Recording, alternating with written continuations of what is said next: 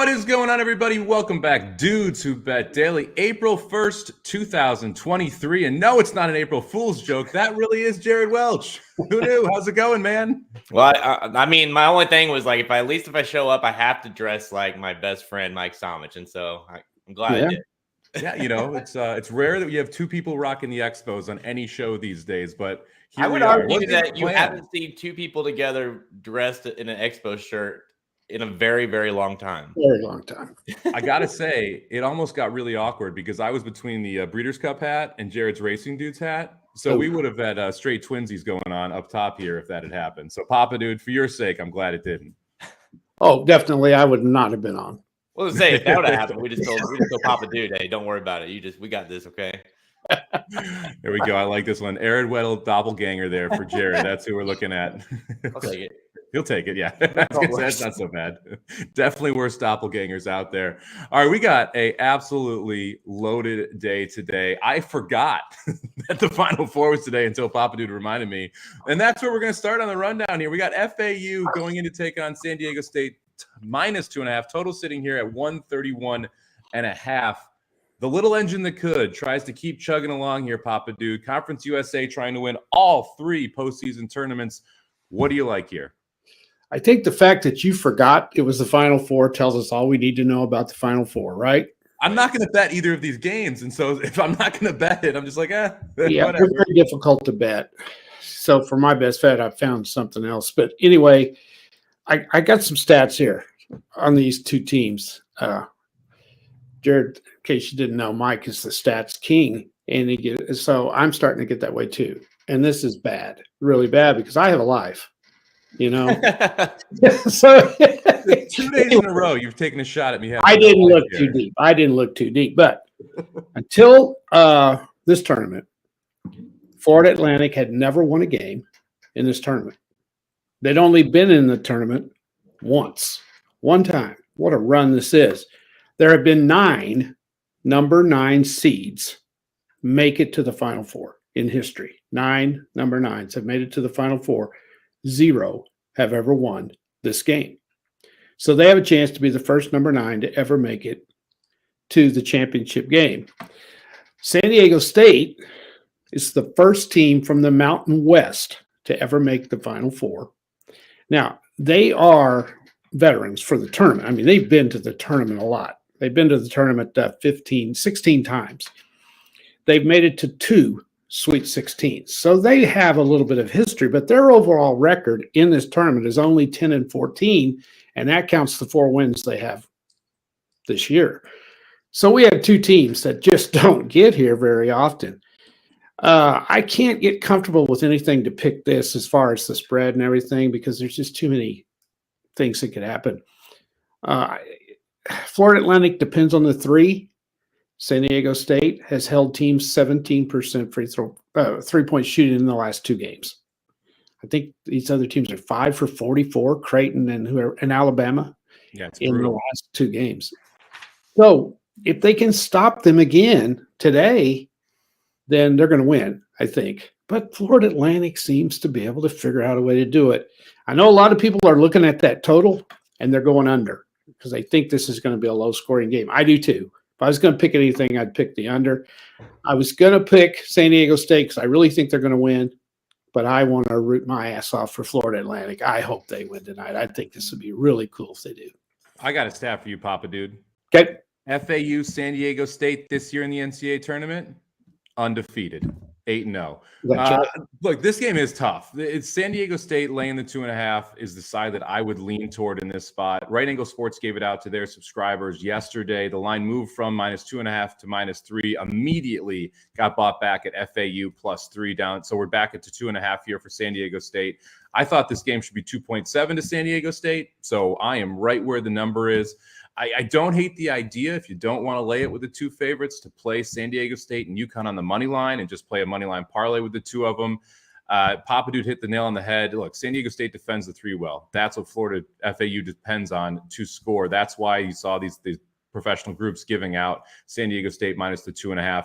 The under is also taking a ton of money here. I just don't have confidence that this one stays under if FAU is able to hit some shots. So I didn't bet the game. If I did, I would lean San Diego State laying the 2.5. Jared, do you have anything here? Nope. Hey, listen, I've signed off on the tournament. I'm rooting for UConn to win it all. At this point, I like FAU from the story. I just think they're a fun team to watch, and they just keep kind of surprising. So yeah, I really don't have a lot of opinion in the game other than I'm watching it as a fan from now on. And my bracket, I mean, everyone's bracket. Yeah, it's a joke. But I do like FAU.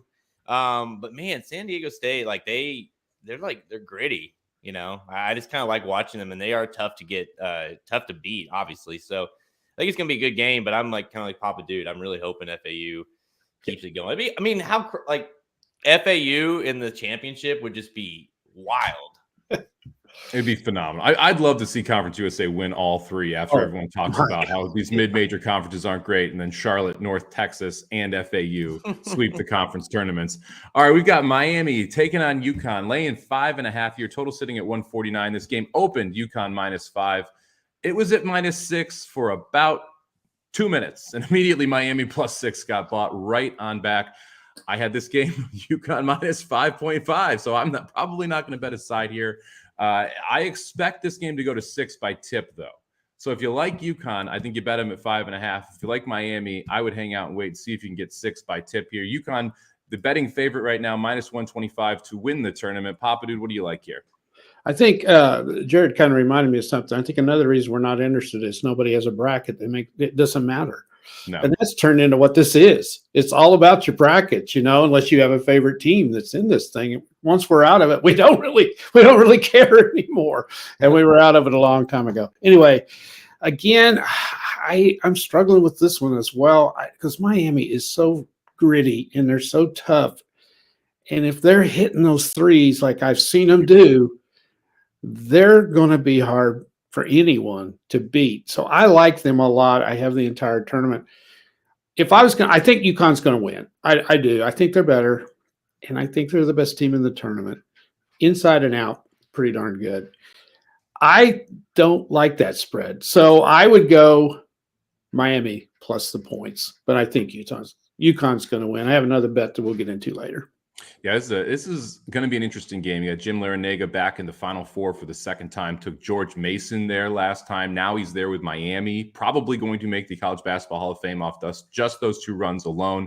Miami's got that 3-guard offense, so they take care of the basketball, can hit free throws. They're good from 2, good from 3, just a solid offense. But, man, this UConn team has looked dominant. Covered all 4 games by at least 10 points against the spread, not just straight up, against the spread through 4 rounds. Jared, you like anything in this spot? I love UConn. Ever since, obviously I'm an Arkansas guy. They just demolished Arkansas, and then they went off, and you're like, okay, it made you feel a little bit better after they demolished Gonzaga after that. You're just like, all right, this team is just on. They just feel like the team, every year it feels like there's that one team that's just way hot, and they just how do you guys watch it all season more than I do? How do you make sense of when a team does this? Just whenever a team I'm sure Papa Dude, you watched UConn 100 times this year. When you see them do this, you're like, where was this all year? Or did you think that they had the potential to do they had that high end potential? Well, they started the season doing this, and then they hit the skids when the Big East conference schedule started. And they really played poorly for a while. And then they turned it on again. And what happens sometimes, you just get on a roll. You start clicking, everything comes together, the chemistry of the team meshes, and you just get that inner confidence. You got to have the talent first, and they do, and they figured out what they need to do, and they're playing with such confidence. And, man, when you get a team that's talented, playing with confidence, they're hard to beat, and that's what's happened. My favorite UConn stat? They are undefeated against the spread outside of the Big East. That's unreal. Isn't that crazy? They've covered every single game when not playing a Big East opponent. To your point, Papa Dude, they were number 1 in Ken Palm's rankings in December. Yeah. They got back to that number 1 ranking late in March. So this is not a team that should have been a 4 seed. I think that's really, we talked about how criminally underseeded multiple teams were in that Western bracket. UCLA, Gonzaga, and UConn probably all should have been higher seeds than they were as a 2, 3, and 4. To the West, just wildly tough. What they did against Gonzaga's offense can't be underrated as well. No. I mean, that was the number one most efficient offense in college basketball, and they held them to 50-plus points. It's like just unbelievable show up there. Yeah, Sylvain, shout out. Thank you for the Expo shirts. I did get the memo, Sylvain, or I'd had mine on too. So I would lean UConn here as well. I'm a little scared to lay the 5.5 just because this Miami 3-guard offense, but should be a fun one. Pedlo dropping in on UConn money line and Munich money line, adding a little soccer to the basketball. I like that little angle. All right, we're going to jump over some baseball here. This is why Jared showed up. He wants to talk about the Guardians and the Mariners. Mariners minus 140 today. Total sitting at 7. Dropped out faster than my curveball there. All right, so we got Cardinals, Mariners minus 140. Papa Dude, what do you like here? I'll make it short. Mariners. What he said. I'll make it short. Mariners. Jared, what do you got? What he said. Give me the Guardians, baby. Listen, I didn't get I all knew this there was a about reason. baseball, okay. I knew there was a reason. You knew there was a reason. I get to make the rundown. I get to pick the games I like. Guardians plus Okay. 130 right now. Have a better pitcher, better offense. Let's go, baby. We're gonna take this series 2-1. Give me the Guardians plus the 130. Let's head over to the ice real quick because we got a couple races to talk about here eventually. But you got to cover every sport. Bruins minus 135. Penguin versus the Penguins. Total sitting here at 6.5. Kind of surprised the total was 6.5. Papa Dude. I expected this to be a 6. What do you like here? Yeah, I'm the same with you. This may be one of your first quarter or first period unders. Sure looks. Like Okay. We've been on the show before. This is I looked. I was going to make this maybe part of my best bet. I was thinking about it, but then I got to look, and the Penguins have been pretty tough on the Bruins this year. And this is a huge game for Pittsburgh. They need this one. Doesn't mean a darn thing to Boston, except they're Boston and they like to win every game. So I think I'm going to take the Penguins to win this thing. But I'm with you. I'd go the under on the total for sure. This is another one where I think you either take the Bruins minus a goal and a half in the plus 150 or the Penguins minus plus 115. I like the under a goal and a half in the first period. Shocker. You're getting plus 135 right now because this is a 6.5 total. Penguins, one of the best under teams in the first period at home. Bruins don't like to give up goals. So I like this first period under here. Jared, what do you think about this hockey game? Well, let me tell you something. I've been watching this really handsome, good-looking, very smart, articulate guy on VSiN lately, and he keeps preaching about the first period unders, and I just keep betting it, and he looks a lot like us, I think, actually. So I'm with you. I like the under, dude. That's just like I feel like I've been watching those because I know you've been way into that, and it's crazy how much that works. It's wild that it's plus money every day. Yeah. I mean, that's the crazy part to me. It's like if you're not even laying any juice to get on some of these under first periods. I've looked back at my records. I looked back at my records over the last 2 weeks. I'm 14-6 in first period unders, and everyone was plus money. It's again wild to me that these are still sitting at plus money this late in the year when you have 22 of the 32 teams in the NHL as a positive ROI on first period under goal and a half so far. So just absolutely crazy to me. All right, let's jump over here to the NBA. Mavs taking on the Heat, laying 1 at home. Total sitting at 224.5. These two teams are both hitting the backup button. Jared, we'll start with you. Who is going to be the better of the two teams that are being terrible right now? I thought we were going to horse racing. Oh, we do horse racing? We'll get there. Hey, is Luka going to be traded? I've heard some rumors. Is he going to be traded? He is going to be an unhappy camper in the offseason, is my guess. I think he's going to ask out. Yeah, I got a big rumor on that. When they got what's his name when he came over, I thought that's Kyrie weird. Irving. Yeah, Kyrie. I was like, that's franchises. Like where he goes, I feel like trouble ensues. Absolutely. So, I think I'll go Ty. I'll go Mavs. Papa Dude, break your news first, and then make your pick. Listen, I've got some inside sources down in the Oklahoma City area. Okay. Ooh. Luka to OKC for a bunch of draft picks. That could happen. I mean, they have the assets. Yes. I would be shocked if he doesn't ask out soon. I mean, that franchise is a mess. They should have re-signed Brunson, and then they traded assets to get a worse version of Brunson during the season. I mean, just a train wreck what's happening in Dallas right now. This Oklahoma City team is coming on, and they add Holmgren next year, who was their number one pick, and he got hurt. Man, and they've got all these draft picks, and they've got some guys they could throw in as a trade too. If I was Dallas, I think I would look at that pretty closely with the assets that the Thunder could throw to them if they're interested in Luka. I'm the two teams that have the assets to trade for Luka are New Orleans and Oklahoma City. They both have more than enough to be able to try and get him if he's available. If I'm Dallas, I am trying to not trade him with every fiber of my being. But if he is going to force his way out, those two are the two that make the most sense. Give me the Heat. That's what's so wild about it is I thought Luka was like a lifer, you know, like he's a guy that you just keep there forever. And then they bring in Kyrie, and then you're like, wait, what are they doing? Yeah, he was starting to get a little unhappy, and then this season has really just accelerated that pace. I mean, there were some rumors a year and a half ago that he was going to start trying to push his way out if they weren't going to get better. There's also rumors that LeBron ends up in Dallas next year with Kyrie and Luka, which not sure that's a great thing, but that's I think that would work. But flying around as well, so keep an eye on that one.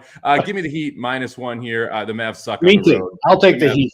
Mavs suck in general. So Papa and I both on the Heat. Jared back in those Mavericks and Kyrie Irving, the franchise destroyer. All right, Jared. Now we can talk about horse racing. It's your turn. We covered college basketball. We hit NHL. We covered a baseball game, an NBA game.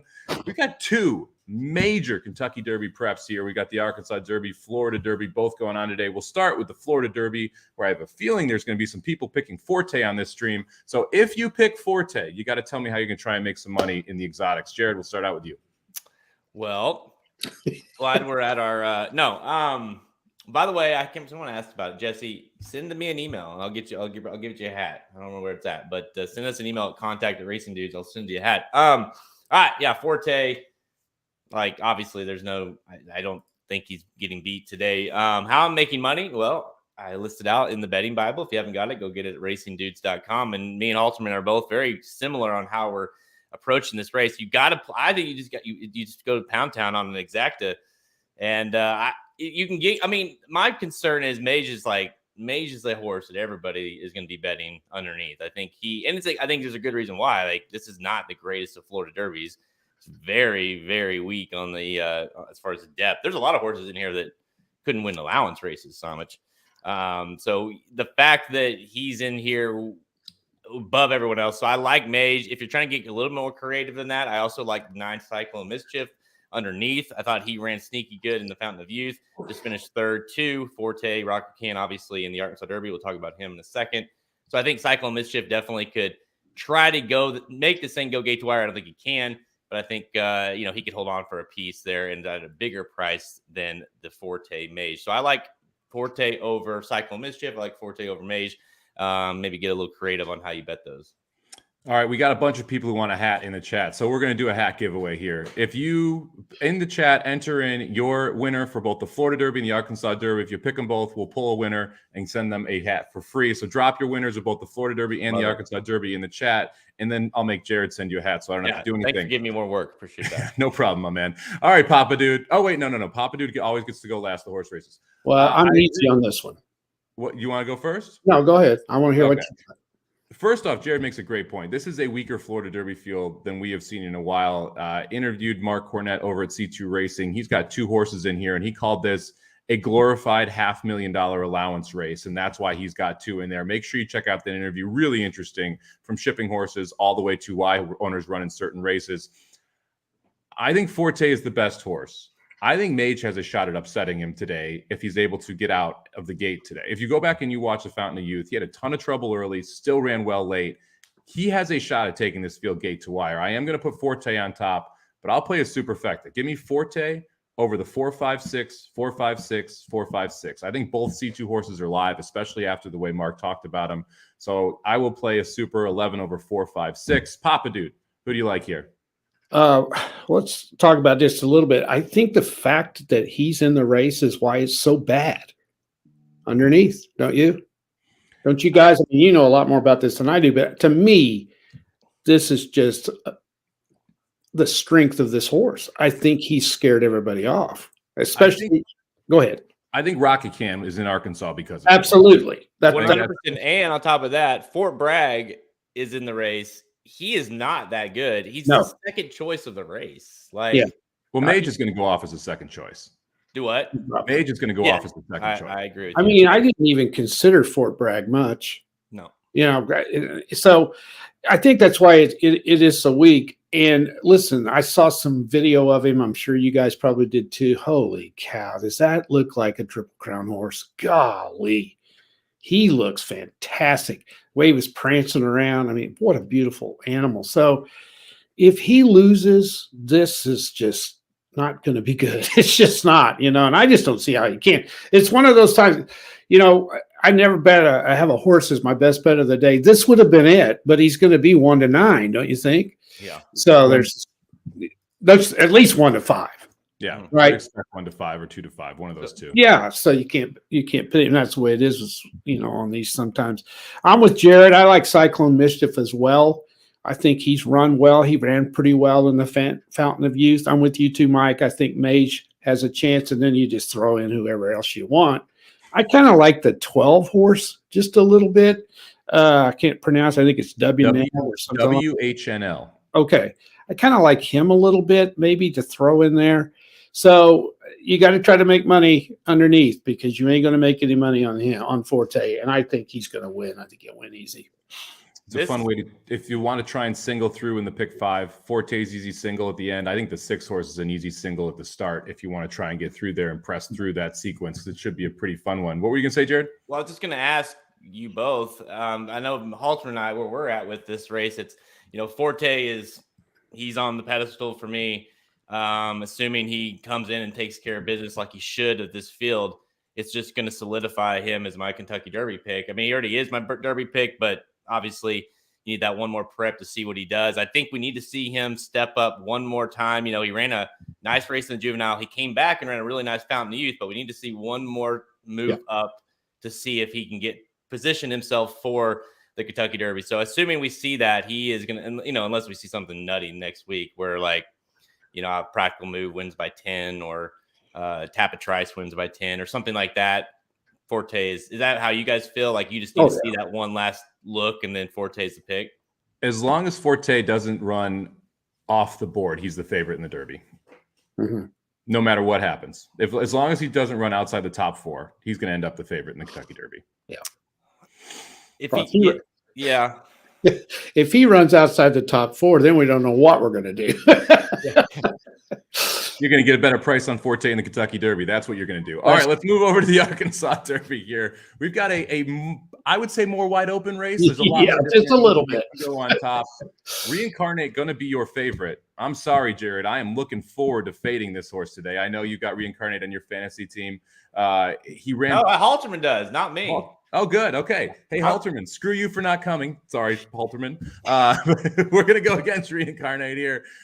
Jared, we'll kick it off with you. Who do you like here in the Arkansas Derby? I'm with you. We're more in line here than even the sweatshirts would assume.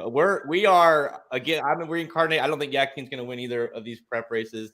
I think the concern with Reincarnate is, you know, he was slow out of the gate last time, very slow, just couldn't keep up. I thought he ran a nice race, all things considered, but I think this time they're going to make sure to try to get this horse on the lead. The problem is there's a lot of other horses that want to go to the lead, and that's going to cook Reincarnate, in my opinion, along with a couple others. So yeah, I'm against him. I saw it in the chat. Yes, owners of Rocket Can, Fletcher, obviously Frank Fletcher, the car dealership, like the huge Oaklawn guys, as you know, Papa Dude, and he wants to win an Arkansas Derby so badly. He said he'd rather win an Arkansas Derby than the Kentucky Derby. In his quotes, like he said, if I win the Arkansas Derby, I'm just going to sit on the statue for a week out front of Oaklawn. Like he wants to win it that bad. And he did tell Mott, though, he said, listen, like I want to go to Arkansas. This is more about timing. So it's like whatever race makes the most sense between this and the Bluegrass, I'll be okay with. But obviously leaning towards the Arkansas Derby. Also, on like you said, I think he's avoiding Forte. Rocket Can to me is the most logical horse, and I'm keying him in the betting Bible. I'm keying him in a couple different tries, but I do think, like you said, I think it's a really competitive field.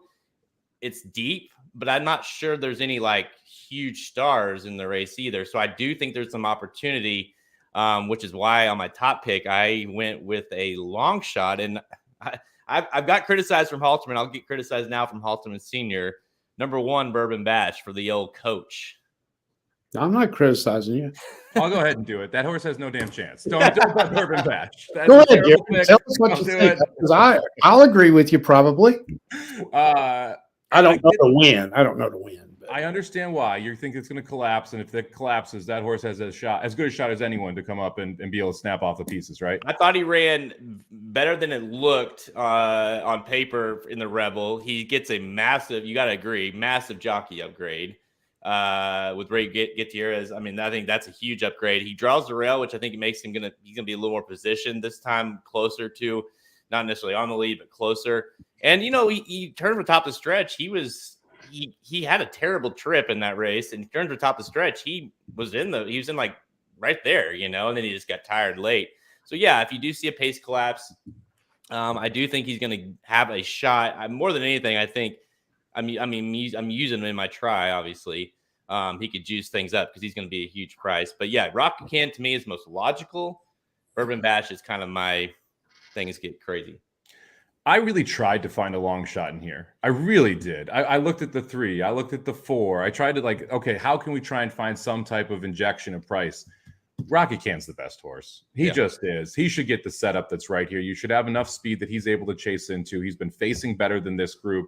I'll put Rocket Can on top. I'm interested to see the price on Angel of Empire, because if he ends up going off in that 6-1, 7-1 range, I think that's worth a bet as well. And no one's really talking about this horse, which is wild because of the connection. So give me the 7 on top, but I think the 6 is a little interesting, especially if the price floats up a little bit. Papa Dude, who do you got?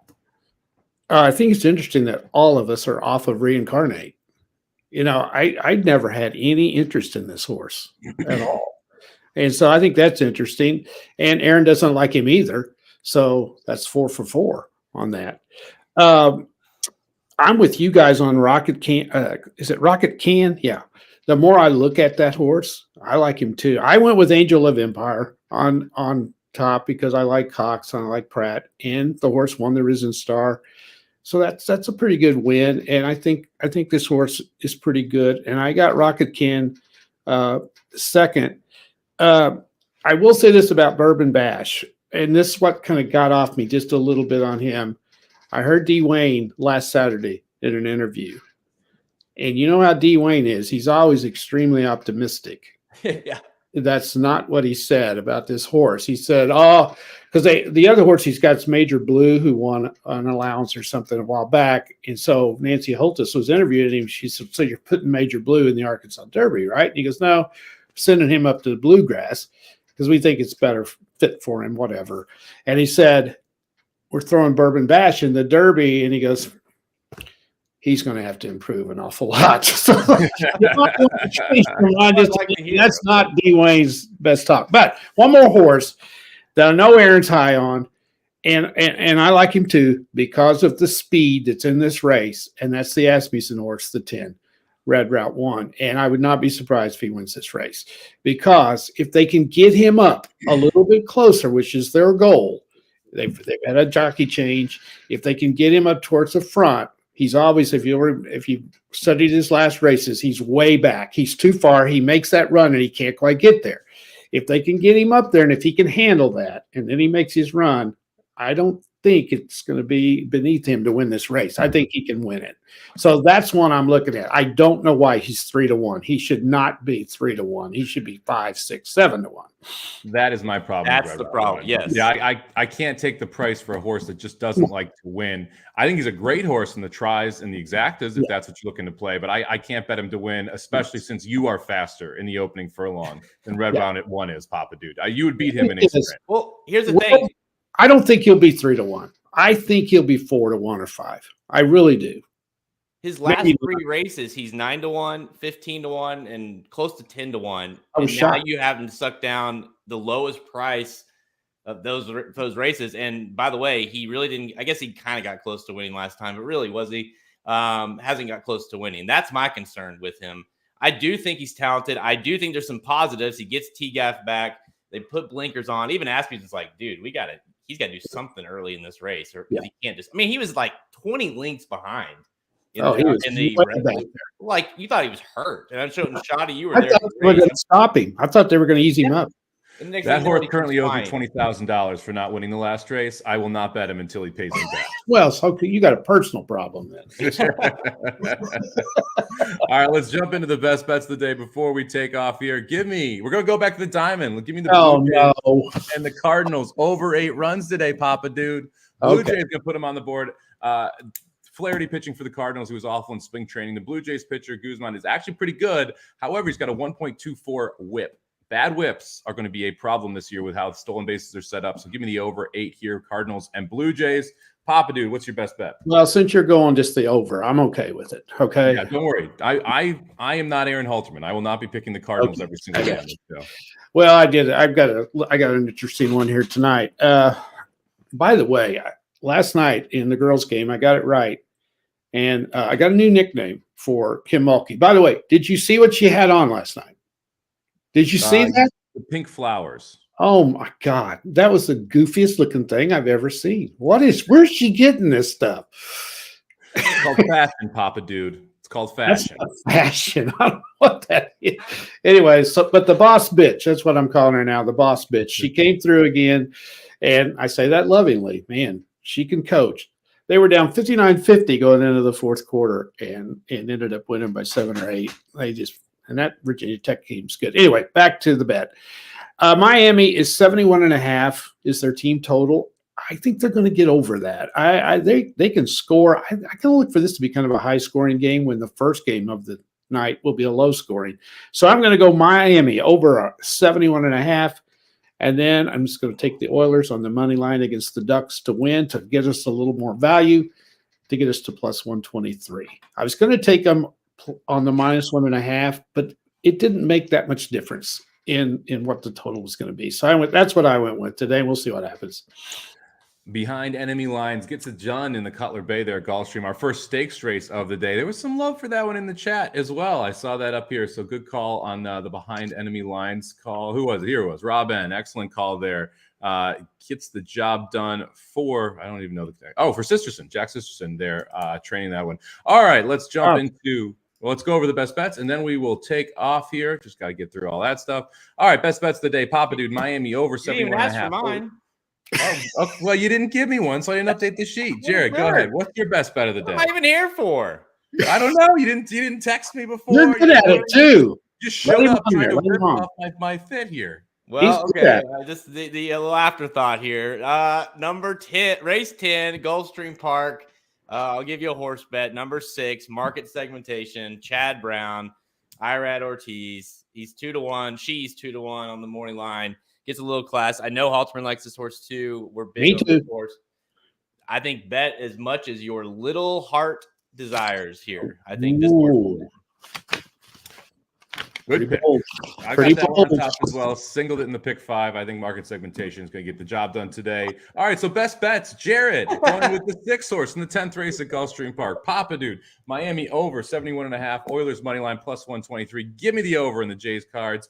3-0 yesterday, baby. We get to put the brooms in the background. Hopefully we can run it back today. Down 318 for the year. Thank you very much for joining us today. Make sure you join us live for the both the Florida Derby and the Arkansas Derby live show. I think that's going on at 2. What time is it, Jared? 2 Pacific? Magic just texted us that it's at 2 to 5 Pacific time. 2 Pacific. There we go. Live. 2 Pacific. 4 o'clock Central, 5 o'clock Eastern, right back here. Magic, Aaron, Jared, and myself talking about some ponies. Papa dude, you're invited as well if you want to show up. But you got to wear an Expo shirt. Yeah, good. All right, guys. Good luck with all your bets today. Good luck in the horses. Good luck in the sports. We will see y'all later today. And if we miss you, we'll see you tomorrow. Good luck with everything.